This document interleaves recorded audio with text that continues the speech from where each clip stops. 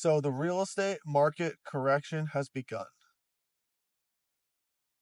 Everyone knew it was coming or thought it was coming or thought it might not come. But statistically, it looks like home builders are doing worse. Houses are staying on the market longer. The price you would have got for your home in many markets is going down. Real estate agents will tell you, median home price is increasing. I think that is the most jaded statistic that people use. The only time it's bad is, in horrible times.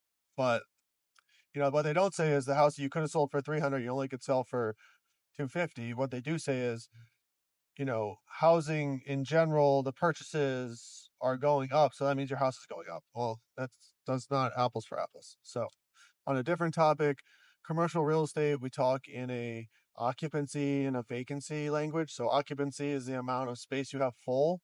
Vacancy is the amount of space you have empty in a percentage usually.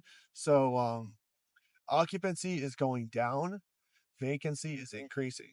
So you have more empty spaces in the national, you know, outlook. So I choose to invest in smaller, quote unquote, less desirable areas sometimes because there's less competition in those markets. There's less supply in those markets and there's less demand in those markets.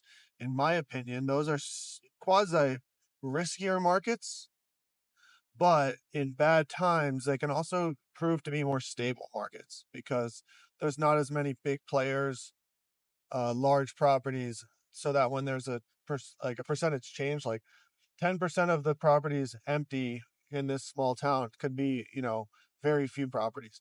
10% of properties empty in New York City can be, more empty space in an entire regular town.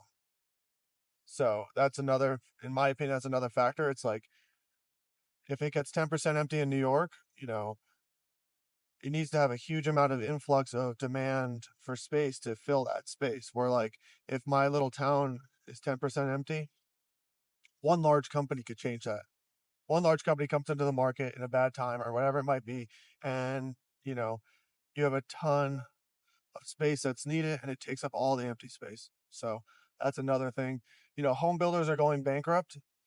Warren Buffett just sold all of his assets in new home building companies, which is, unheard of for him to liquidate a piece of a portfolio. And, usually his motto is keep everything forever. Don't buy anything you won't keep for 10 years.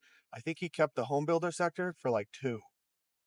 So, he made a lot of money on it and he sold it at a good time, I'm thinking. So that's definitely a factor. But as this progresses, it might not actually be the correction that we all think it is, but there's a good chance it could be. And, time will tell, and let's just keep an eye on it. And that's what I'm going to do. And I'm going to try to make smart decisions.